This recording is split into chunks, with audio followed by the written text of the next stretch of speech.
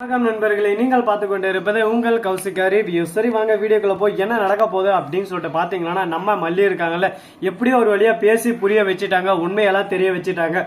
இதோ பாருங்க கதிரேசன், உங்களுக்கு தெளிவா நான் படிச்சு என்ன நடக்குதோ அந்த உண்மைகளெல்லாம் சொல்லிட்டு தான் இருக்கேன். ஆனா நீங்க எந்த ஒரு உண்மையும் காதலே வாங்க மாட்டேன்றீங்க. நீங்க என்ன பேசுறீங்களோ அதுதான் சரி அப்படின்ற மாதிரி நீங்க பேசிட்டு இருக்கீங்க. இது எதுவுமே உண்மை இல்லை, அதை ஃபர்ஸ்ட் நல்லா புரிஞ்சுக்கோங்க. உங்களுக்கு உண்மையை உறக்க சொல்லணும் தான் நான் இந்த இடத்துக்கு வந்திருக்கேன். அதை ஃபர்ஸ்ட் தெளிவா தெரிஞ்சுக்கோங்க.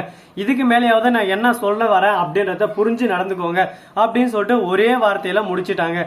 இப்ப என்ன சொல்றாங்க அப்படின்னு சொல்லிட்டு பாத்தீங்கன்னா, கதிரேசன் நடந்தது எல்லாமே நன்மைக்கே, அதை விட்டுருங்க, நடந்தது முடிஞ்சது, சண்டை நம்மளுக்குள்ள சச்சரவு வந்துச்சு. ஆனா ரேணுகா உண்மையாவே உயிரோட தான் இருக்காங்க அப்படின்ற உண்மையாங்க சொல்றாங்க. என்ன சொல்றேன் எனக்கு ஒன்றும் புரியல, என்ன புதுசு தான் டிராமா ஆடுறியா அப்படின்னு சொல்லிட்டு கேட்குறாங்க. அப்படிதான் உங்களுக்கு தோணும். இந்த வீடியோவை பாருங்க அப்படின்னு சொல்லிட்டு ரேணுகா ஹாஸ்பிட்டல்ல இருந்தது இப்ப லைவா இருக்கிறது வீடியோ கால் ரெண்டுத்துலயுமே ஒரு பக்கம் காட்டிடுறாங்க. ஏன்னா வீடியோ எதனா மாப்பிங்கா பண்ணிருப்பீங்கன்னு சொல்லிட்டு வீடியோ கால்ல பண்ணா நம்ம ரேணுகா இருக்கிறத அழகா போட்டு காட்டுறாங்க. இதை பார்த்ததும் என்ன பேசுறது என்ன சொல்றதுன்னு சொல்லிட்டு தெரியாம குழப்பத்துல குழம்பி போய் நின்று இருக்காங்க. இதுக்கப்புறம் பேச முடியாது, ஏன்னா பேச்சு மூச்சு இல்லாம ஒரு பக்கம் மௌனத்தோட இருக்காங்க. என் பொண்ணு உயிரோட இருக்காளா அப்படின்னு சொல்லிட்டு. அதே சமயத்துல நிஷா ஒரு பக்கம் குழப்பத்துல இருக்காங்க. எப்படி ரேணுகா இறந்துட்டாங்களே அப்பவே என் அக்கா, அவ எப்படி திரும்ப உயிரோட வர முடியும்? இதெல்லாம் நம்புற மாதிரி இருக்கு. போஸ்ட்மார்ட்டம் ரிப்போர்ட் எல்லாம் பொய்யா இருக்குமா? கவர்மெண்ட்ல இருந்து ஒரு ரிப்போர்ட் தராங்கன்னா அது எப்படி பொய்யா இருக்கும்? இதை நாங்க எப்படி நம்புறது அப்படின்னு சொல்லிட்டு ஒரு கேள்வி எழுப்புறாங்க. அதே சமயத்துல உடனே பார்க்கணுமே அப்படியே சும்மா டக்குன்னு நம்ம இல்ல மல்லி சொல்றாங்க, ரிப்போர்ட் எல்லாமே ஃபேக்கா தான் வந்துச்சு, அப்பவே ஏதோ ஒரு தெரியாத பாடியா தான் போட்டு எரிச்சிட்டாங்க அப்படின்னு சொல்லிட்டு உண்மையா சொல்றாங்க. சரி இதுக்கப்புறம் நம்ம பேசக்கூடாது, பேச்சே இருக்காம ஒரு பக்கம் வீச்சு செயல்பாடுல இருக்கணும் அப்படின்னு சொல்லிட்டு முடிவு பண்ணிட்டாங்க. இப்போ என்ன பண்ண போறாங்க ஏது பண்ண போறாங்க அப்படின்னு சொல்லிட்டு பாத்தீங்கன்னா, நம்ம நிஷா இருக்காங்கல்ல, அவங்க இருந்துன்னு சரி ஓகே கதிரேசன் இருந்துன்னு வா நம்ம போய் அங்கேயே பார்த்து தெரிஞ்சுக்கலாமே, என்ன நடந்துச்சு எது நடந்துச்சு உண்மை தெரிஞ்சிடும், நாம எதுக்கு இங்க சண்டை போட்டு இருக்கணும் அப்படின்னு சொல்லிட்டு கூட்டிட்டு போறாங்க. அங்க போய் என்ன நடந்துச்சு எது நடந்துச்சு அப்படின்ற ஒவ்வொரு விஷயத்தையும் நம்ம கண் கூட பார்த்து தெரிஞ்சுக்கதாங்க போறோம். சரி இந்த மாதிரி எல்லாம் ஒரு பக்கம் போயின்னு இருந்தாலும் அதே சமயத்துல மறுபக்கம் என்ன நடக்குதுன்னு சொல்லிட்டு பாத்தீங்கன்னா, நம்ம வெண்பா இருக்காங்கல்ல, அவங்க இருந்தாலும் வீட்டில் ஒரு பக்கம் தனியா இருக்காங்க.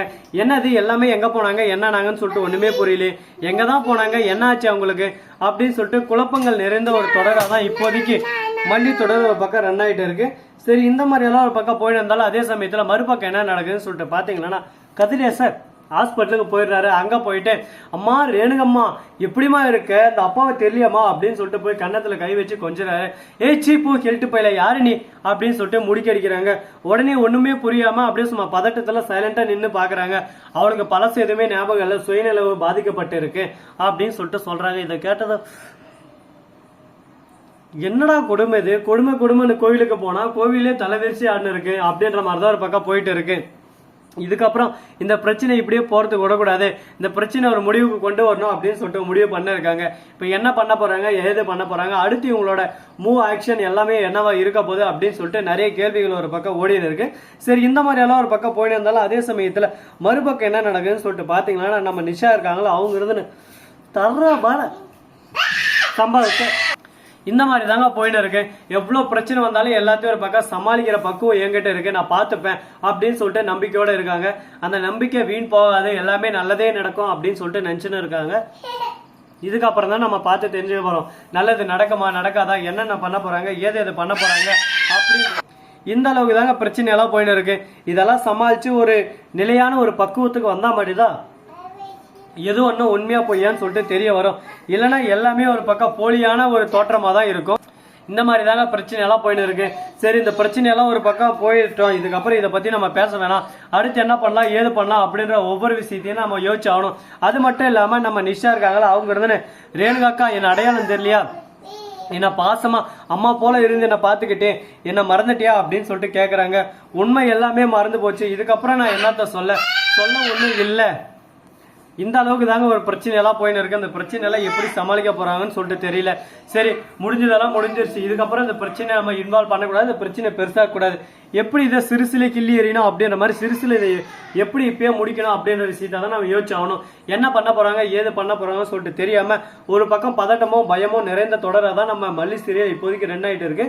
சரி போனதெல்லாம் போயிருச்சு, இதுக்கப்புறம் என்ன பண்ணலாம் ஏது பண்ணலாம் அப்படின்ற ஒவ்வொரு விஷயத்தையும் நம்ம யோசிச்சு தாங்க செஞ்சாகணும். எந்த ஒரு விஷயத்தையும் யோசிக்காம செஞ்சோம்னா லாஸ்ட் அது நமக்கே பிரச்சனையாகவும் நமக்கே ஆப்பாவும் வந்து நிற்கும். அதனால எந்த ஒரு விஷயத்தையும் பிளான் பண்ணாம செஞ்சா இப்படிதான் நடக்கும் அப்படின்னு சொல்லிட்டு சொல்லுவாங்க. பார்ப்போம் என்னென்ன பிரச்சனை வரப்போகுது என்னென்ன நடக்க போகுதுன்னு சொல்லிட்டு நான் ஓகே ஃப்ரெண்ட்ஸ். இது மட்டும் இல்லாமல் நம்ம சேனலில் அதாவது கிவ் அவே மாதிரி தரலான்னு இருக்கும். அதுக்கு முன்னாடி நம்ம பெருவடை கோழிகள், அது மட்டும் இல்லாமல் நாட்டுக்கோழி, அதுக்கப்புறம் கோழி குஞ்சுகள், வேற என்ன நாட்டு மாட்டு நெய், இந்த மாதிரி எல்லாம் சேல்ஸ் பண்ணலாம் அப்படின்னு சொல்லிட்டு ஒரு ஐடியா இருக்குது. அதுக்காக இன்ஸ்டாகிராம் பேஜில் ஒரு சேனல் இது பண்ணலான்னு இருக்குது. எல்லாரும் ஃபாலோ பண்ணுங்க. டிஸ்கிரிப்ஷனில் லிங்கை கொடுத்துட்றோம் அடுத்த வீடியோவில். தேங்க்ஸ் ஃபார் வாட்சிங். டாடா, see you, நன்றி, வணக்கம்.